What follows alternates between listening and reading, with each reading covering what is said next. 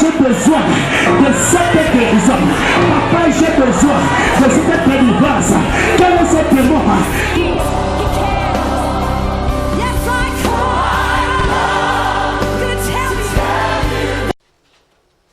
Ce soir, Dieu veut guérir nos cœurs. Dieu veut guérir nos cœurs. Va dans Éphésiens 2, verset 17. Tu as la page? Éphésiens 2, 17.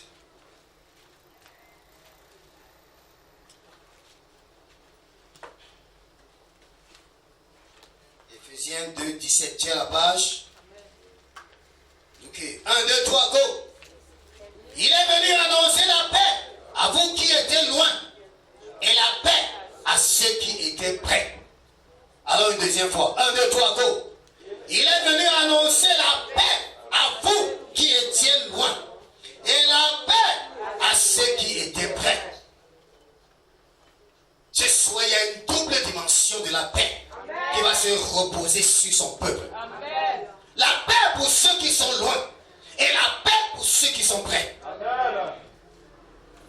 Voilà, Proverbe 15.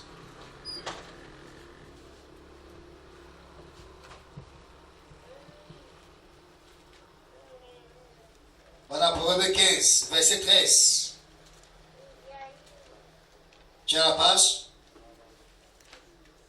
Proverbe 15, verset 13. 1, 2, 3, go! Un cœur joyeux rend le visage serein, mais quand le cœur est triste, l'esprit est abattu. Une fois de plus. 1, 2, 3, go! Un cœur joyeux rend le visage serein, mais quand le cœur est triste, l'esprit est abattu. Assieds-toi sur tes ennemis.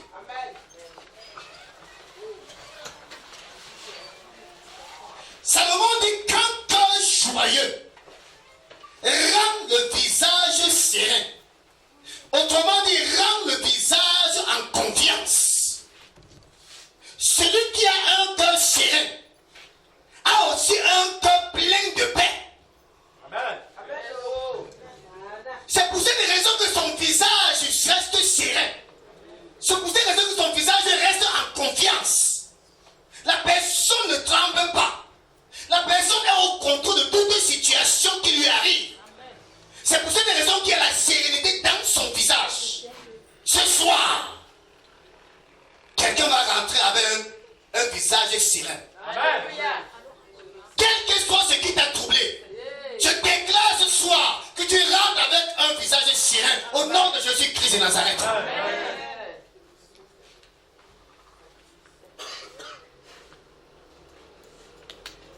Écoute-moi bien. On a l'habitude de dire, dans certains obsèques, finalement les problèmes là ont tué le père là. Finalement les situations là, les difficultés là ont tué la sœur là. Elle n'a pas pu supporter. Mais je suis venu changer la donne ce soir. Les problèmes ne tuent pas. Écoute-moi bien. Les difficultés ne tuent pas. Les situations ne tuent pas. Mais ce qui tue, c'est le chagrin.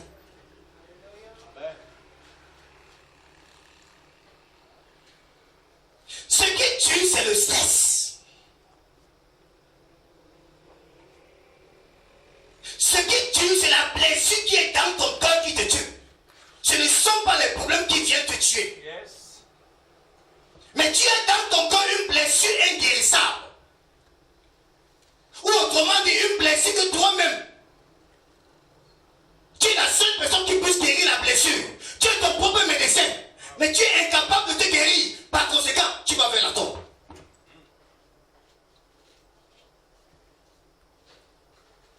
Écoute-moi. Aussi longtemps que ton cœur est joyeux, ton visage est condamné à prier. Amen. Aussi longtemps que ton cœur est joyeux, ton corps est condamné à rayonner. Tu deviens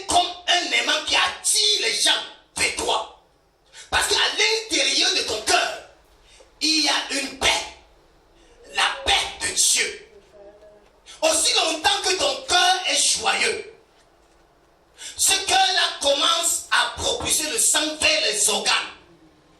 Et pas n'importe quel sang. C'est le sang pur qui va vers les organes pour leur guérison. Mais toutefois que ton cœur n'est pas joyeux, toutefois que ton cœur n'a pas la paix, ce cœur-là commence à propulser le sang souillé vers les organes. C'est pour cette raison que ces organes sont malades. Amen. Un cœur joyeux propulse le sang pur. Un cœur qui a la paix propulse le sang qui va vers les organes pour les guérir. Ces organes, même s'il y a une maladie, elle est condamnée à la guérison. Pourquoi? Parce que le cœur est pur. Et le sang qui est en train de circuler est pur. Il parlait sur son chemin. Tout ce qui est attaché d'irrégularité, frère. Mais lorsque le cœur là n'est pas pur, lorsque le cœur là est malade, forcément tes organes vont être malades.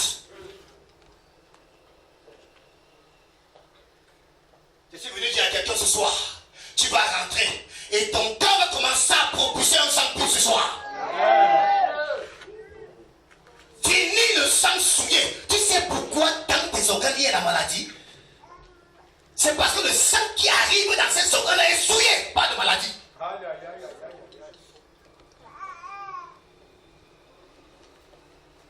La Bible dit que la vie est dans le sang. Alors, c'est la vie qu'est-ce qui revient? C'est pas la mort. Par conséquent, les organes là sont appelés à mourir. Parce qu'il n'y a que le sang mort qui va vers les organes.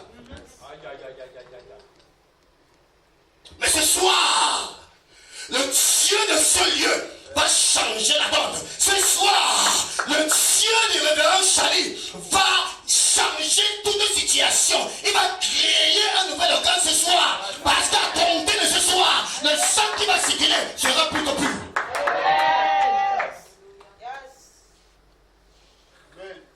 Quand tu ne te trompes pas, ce n'est pas les problèmes qui te tuent. Ce n'est pas les problèmes qui te dérangent. Mais regarde ton cœur, il est malade. Tu connais mieux que moi que ce cœur est malade. C'est pour ça que constamment tu es resté dans la maladie. Lorsque mon cœur est détruit, il ne peut que envoyer le sang qui est souillé vers les organes. Parce que ce cœur n'a pas la paix. Et par conséquent, les organes n'auront jamais la paix. Écoute-moi, la préoccupation de Dieu n'est pas ta santé physique, ni ta richesse matérielle. Mais la préoccupation de Dieu, c'est l'état de ton cœur.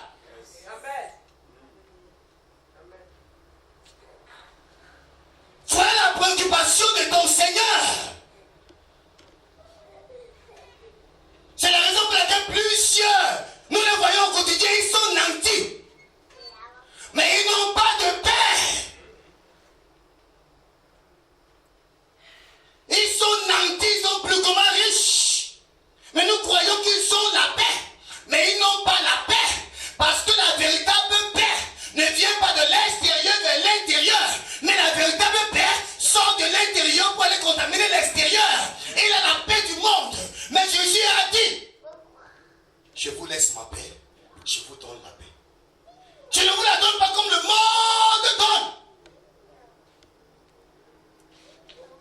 La véritable paix quitte l'intérieur, quitte ton cœur pour aller contaminer ceux qui t'entourent. Écoute-moi, pourquoi est-ce que les gens viennent vers toi et puis ils changent de direction? Parce qu'à partir de ton visage, il n'y a pas la sérénité. Donc tu ne les dis pas vers toi, ils vont changer de direction. Ton cœur est malade.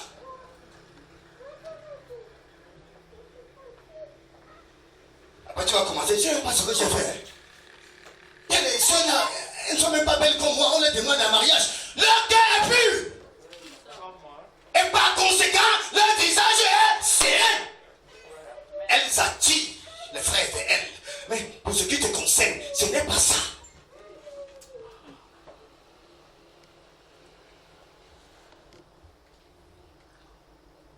Il n'y a pas de laide de créature, non? Dieu n'a créé aucune créature laide, non? Tout ce qu'il a fait, et il s'est réjoui de tout ce qu'il a fait, n'est-ce pas? Mais maintenant, la créature change de position.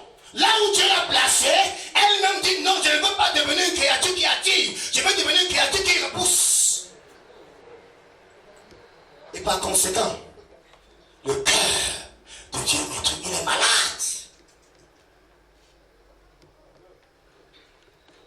La personne ne meurt pas parce que les problèmes l'ont tué. La personne meurt parce qu'elle a porté les problèmes sur sa tête comme une charge. Finalement, les problèmes l'ont écrasé. Mais le cœur qui a la paix, les problèmes sont sous son. Voilà le cœur qui a la paix. Il marche sur ses problèmes. Les problèmes deviennent la moquette de tapis. Et alors ce cœur est confiant. Quand il marche, c'est la tête haute, poitrine bombée, regarde devant soi. Parce que je sais qui je suis. Ce soir, quelqu'un va être guéri. Quelqu'un va être guéri. Écoute-moi, il y a des maladies que même l'hôpital ne voit pas. Tu sais pourquoi l'hôpital ne voit pas ça? Parce que c'est dans le cœur. C'est le cœur qui est malade en ce moment. C'est pour ça que le médecin dit, on ne voit rien. Écoute-moi. Mon patron est décédé vendredi. Mais avant de mourir, il est allé en France. Il a fait 2 semaines de check-off. Et il est mort quand il est revenu. Il est mort vendredi. 2 semaines. Frère! La maladie là, c'est dans le cœur. Les médecins, ce n'est pas ce qu'on m'a dit. Je suis comme sa main droite. J'ai vu le crânien. RAS, il n'y a rien. Il est en bon état à tous les niveaux. Mais c'est le cœur était propre. Un cœur joyeux et rend le visage serein.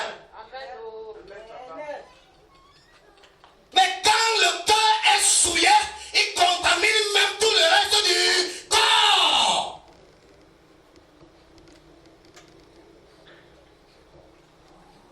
Tu connais certainement l'ancien président de l'ex-Zaïre, Mobutu. Écoute-moi, l'homme qui a épousé 2 jumelles de la même famille. L'une des jumelles déclare ceci. Dans le lit d'hôpital, son mari est entouré de plus de 10 médecins. Mais chaque jour, il perdait le corps.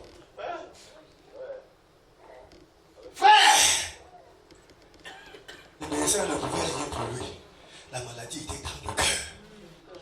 Il a perdu le poids chaque jour jusqu'à son décès. Il était devenu comme le singe boucané.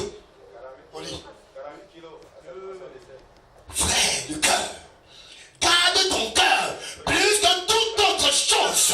C'est de ce cœur que vient la source de la vie. Si tu veux mourir, commence par tuer ton cœur et tu vas mourir.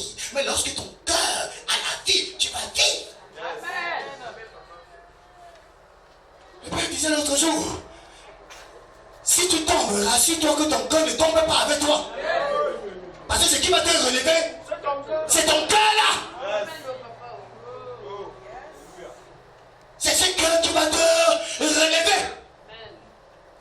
Pourquoi est-ce que Mobutu perdait le poids au quotidien chaque jour jusqu'à son décès? Sa pensée rappelait constamment à son cœur tout ce qu'il avait fait comme mal. Toutes les familles qu'il avait décimées, c'était resté dans sa pensée. Frère, c'est dans ton cœur là qu'il y a la vie.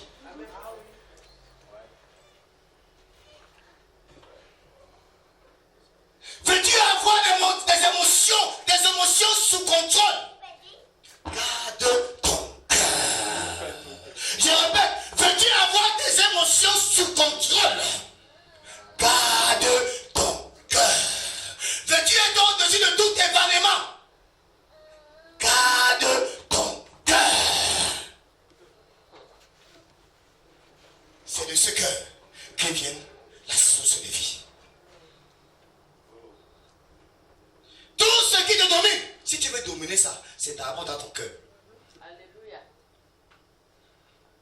C'est par ailleurs.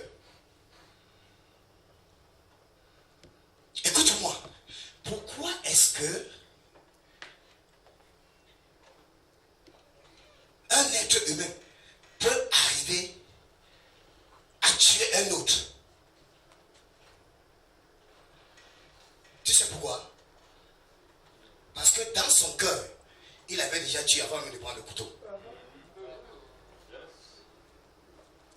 Ça commence dans le cœur. Et ensuite l'acte. Si ton cœur a déjà désavoué ton mari, il ne sait plus arriver devant toi. Ne te dérange pas. Hé, je parle à quelqu'un. Si ton cœur a déjà régné ta femme, frère, ne te dérange pas. Ça va arriver là où ça doit arriver. C'est dans ton cœur qu'il y a la vie. Et c'est ton cœur-là qui commence à aimer. L'amour de Dieu naît du cœur, pas du cœur. Un amour sans intérêt. Un amour qui a tué le moi. Un amour qui ne vit que pour l'autre.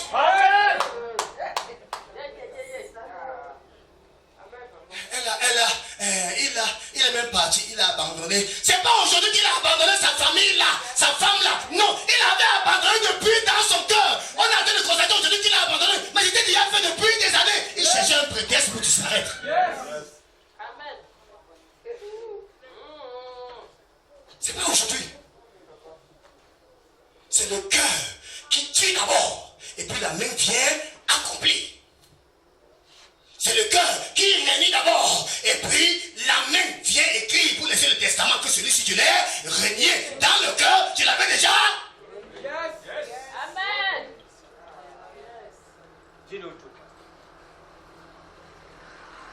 C'est l'état de ton cœur qui détermine ta santé. Amen. C'est l'état de ton cœur qui détermine ta prospérité. Amen. Qu'on ne te trompe pas. On commence par être riche dans le cœur. Et puis la suite arrive. On commence à être guéri dans le cœur. Et puis la suite arrive. Si tu n'es pas le cas, tu perds ton temps.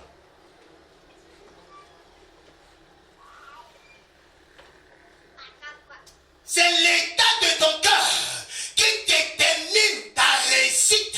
Si dans ton cœur, tu as déjà échoué, tu ne vas qu'échouer. Tu ne vas que continuer à échouer jusqu'à ce que tu échoues la dernière fois.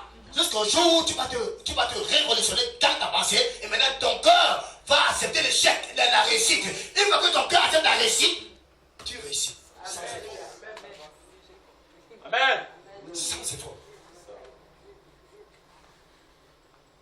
Écoute-moi, les élèves qui échouent aux examens, c'est pas parce qu'ils sont faibles.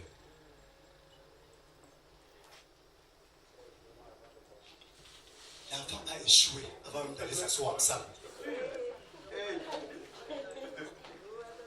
Dans son cœur, il y avait une seule parole. Échec, échec, échec, échec. C'est pour cela que le jour de l'examen, il oublie de prendre sa carte d'identité. Parce qu'il avait déjà échoué depuis.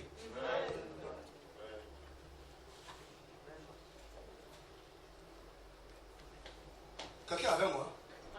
C'est l'état de ton cœur. Je vais pousser loin. Qui détermine même ta longévité.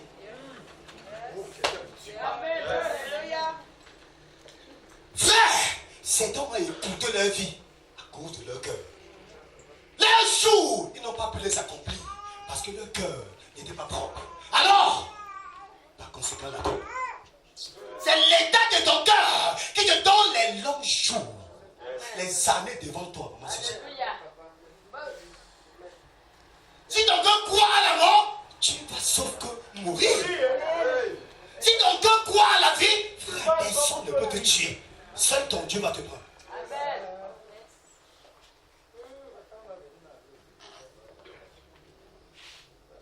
Tout est dans le cœur. Et tout part du cœur.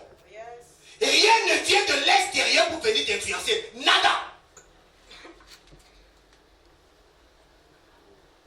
Certains ont même dit, vraiment, c'est le diable, je sais pas. Il n'y avait pas le diable dedans. Il n'y a zéro diable.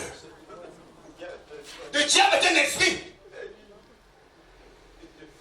Tu avais déjà tué.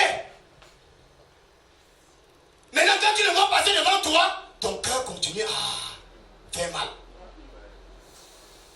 Mais je l'avais déjà tué dans mon cœur. Pourquoi il passe encore devant moi? Donc cette fois-ci, je finis avec lui physiquement.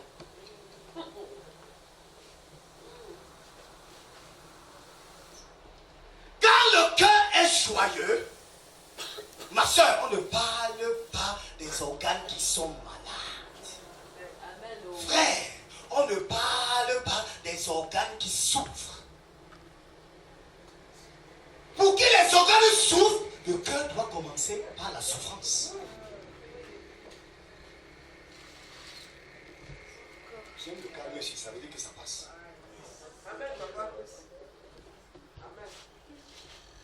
Écoute-moi, si tu veilles sur ton cœur, les gens ne vont pas te connaître.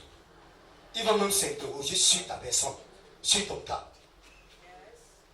Quelqu'un a suivi? Si tu veilles sur ton cœur, les gens ne vont jamais te connaître. Ils vont commencer à s'interroger sur ton cas. Le frère si est même comment? La sœur si est même comment? Parce que quoi? Tu veilles sur ton cœur. Mais si tu laisses ton cœur dans le trouble, les gens vont se connaître et vont s'éloigner de toi.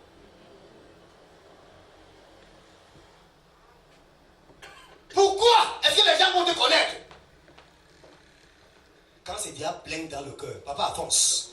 Quand c'est déjà plein dans le cœur, la bouche va vomir ça. Amen. Voilà pourquoi les gens vont te connaître. Parce que tu n'as pas veillé sur ton cœur. Quand c'est plein, la bouche ne retient plus. Même si tu mets le scotch, même si tu mets le super glue, ça va sortir.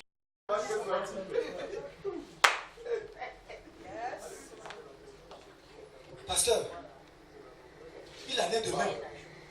Quand c'est plein ici dedans, ça doit sortir ici. Retiens n'importe comment ça sort. Écoute-moi, tu ne peux pas parler devant la personne là, mais tu iras avec d'autres personnes parler, tu iras avec d'autres personnes parler. C'est plein, ça doit sortir. Quelle que soit la condition ou le cas, tu vas chercher certaines personnes pour que ça sorte. Pourquoi ton cœur est malade? Ton cœur est plein. Il doit évacuer. Que ça sorte avec le bruit ou sans bruit, c'est toujours sorti.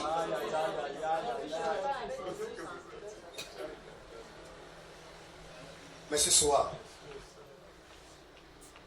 Dieu est venu remplir une personne de paix. Dieu est venu nous remplir de paix. Amen. Il dit, je vous laisse ma paix. Je vous donne ma paix. Maintenant, la paix que Dieu nous donne, c'est une paix à communiquer. Ce n'est pas une paix à garder. Alléluia. Mais plusieurs d'entre nous, ils ont la paix, mais communiquent la colère. Plusieurs d'entre nous ont la paix, communiquent les querelles. Plusieurs d'entre nous ont la paix, communiquent la jalousie. Ça va changer ce soir. C'est ce que ton cœur aura sémé que tu vas moissonner. Ce que Dieu a mis dans ton cœur, c'est ce qui va sortir de ta bouche ce soir. Fini. Ce qui n'est pas important, c'est ce qui est important qui doit rester.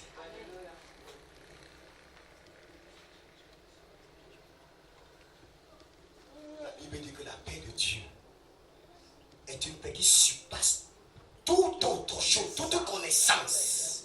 Il n'y a aucune connaissance qui peut se rivaliser à la paix de Dieu. Qu'est-ce que cela veut dire? Rien de l'extérieur, quand tu as la paix, ne peut manipuler ta paix. C'est ceux qui n'ont pas la paix qui sont manipulables. Une personne qui a la paix ne peut pas être manipulée. Quand tu lui donnes le beignet et tu insultes, il te remet ton beignet. Il sait que c'est un cadeau empoisonné. Est-ce que tu me suis? Amen. Tu peux même ne pas parler. Mais tu sais que même les yeux communiquent, non?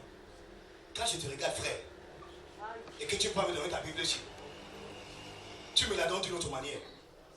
Mais quand tu veux vraiment me la donner, il y a une autre façon de la donner. Parce qu'il y a la paix qui va sortir de ton cœur, hein, et qui viendra me contaminer.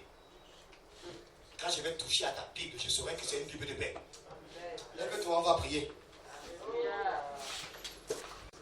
Elle demande, elle ordonne aux montagnes de se déplacer et les montagnes se déplacent. Une personne qui a la paix de Dieu ne peut pas être influencée par le vent, les vagues, la tempête. Elle parle et le calme revient. C'est la raison pour laquelle Jésus dormait dans la barque. Il avait la paix. Ce soir, tu vas ouvrir ta bouche. Papa, j'ai besoin